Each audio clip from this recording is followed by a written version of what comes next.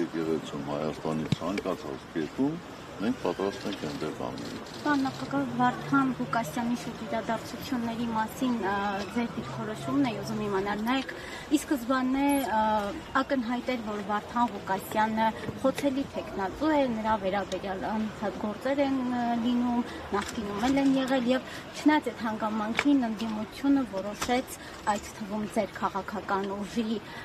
քվեով նրան դարձնել Գյումրու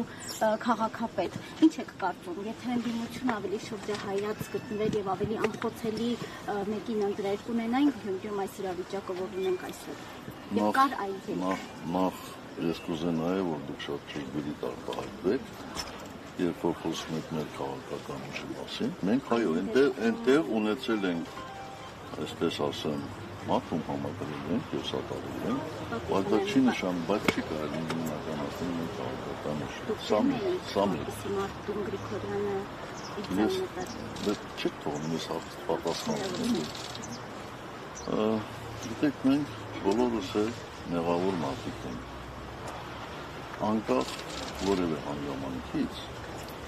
այդ գործում քաղաքական բաղադրիչը շատ մեծ է։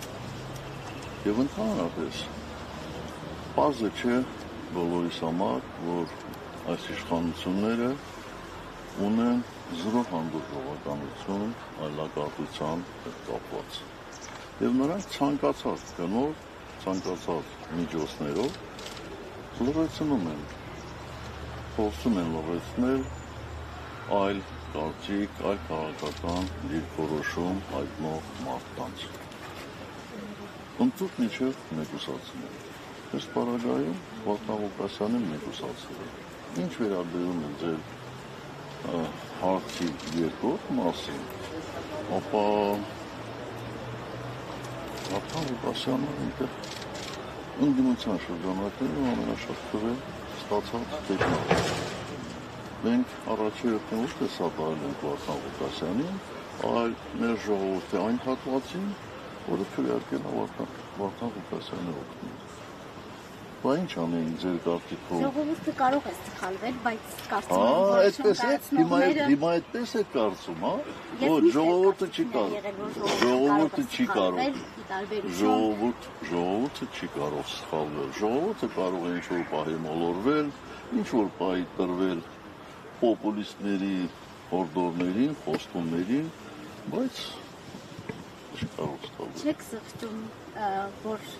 կցանկանայիք, որ Վարդան Ղուկասյանի փոխարեն այլ ուժ այսօր Գյումրիում լիներ եւ այդ պարագայում կունենայիք այլ իրավիճակ։ Ես ընդհանրապես ցանկանում եմ, որ Հայաստանի ցանկացած համայնքում, ոչ միայն համայնքում, ցանկացած իշխանություն ունեցող մարդ լիներ ամենազնվագույնը։ Միշտ ցանկանայի, ամենահայրենասերը, ամենազնվագույնը, ամենալավը, ամենասիրելին, բայց ցավոք սրտի ընտրությունները միշտ չէ, որ բերում են այդպիսի հետևանքների։